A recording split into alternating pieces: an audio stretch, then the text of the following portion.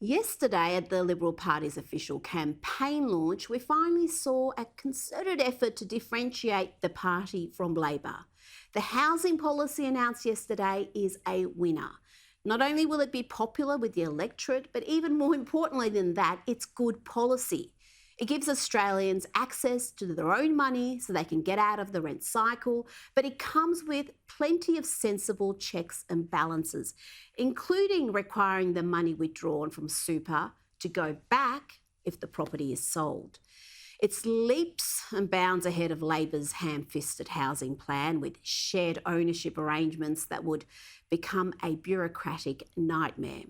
Joining me now is Assistant Treasurer and Minister for Housing, Michael Sukkar. Michael, there are two major criticisms of this policy. One is that it will deplete people's retirement savings, and the other that it'll see a surge in housing prices. Well, Rita, on both of those accusations, I think we've very clearly been able to disprove them. Firstly, as you quite rightly point out, one of the key features of this scheme is the requirement for people to reinvest into their superannuation, what they took out when they do sell their property, and any proportion of a capital gain. And as for the impact on housing prices, Rita, last year, $687 billion of real estate was transacted in this country. On the highest projections or estimates that you could put on this scheme, there would be less than 1% of that. So the idea that a policy that targets first home buyers, that is very measured and proportionate in the ability for people to access up to $50,000 of their superannuation or 40% of their balance, the idea that that's going to have a material impact on prices is really the last defence of a very desperate campaign to try and undermine what we have seen today from prospective first home buyers is a ray of hope, is a glimmer of hope for so many people to get that deposit together. We know getting the deposit together is the major hurdle for people getting into a home. So being able to access super, which, let's remember, Rita, is your money. It's your viewers' money. Your viewers have worked hard to put that money into superannuation, and they can now use that superannuation to work hard for them in getting a first home.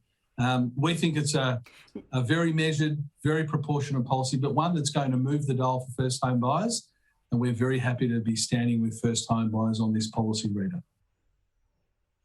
Well, if I'm a first home buyer, I might look at this plan and say, well, I've got to still save 5% before I can access anything out of my super to contribute to a new home. Under Labor's plan, I only need to save 2%, and they'll give me 40% in this shared ownership arrangement. So could it be that as a first home buyer, I'd be gravitating towards the Labor policy? I think that's highly unlikely, Rita. Labor's housing policy fell apart in 24 hours.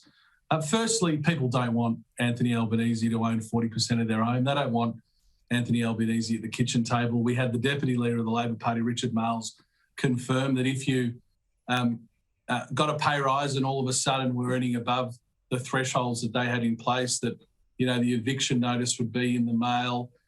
Do you have to get permission from Canberra every time you want to go to Bunnings and buy a tin of paint to improve the property? Because let's remember, they would own 40% of your property. I think in truth, Rita, we've seen Australians don't want the government to own a proportion of the home. They want to own their own home. And this policy enables people to own their own home using their own money, money that they've worked hard for, money that's their money in super, doesn't belong to the fund manager, doesn't belong to the government. It's money that they have worked hard for. They get to use that money when they need it to help with the deposit.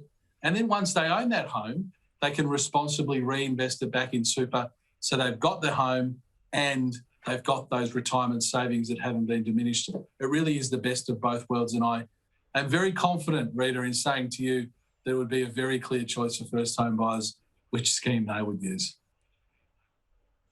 But is it all a little too late, too little too late? Can this policy turn around the coalition's fortunes?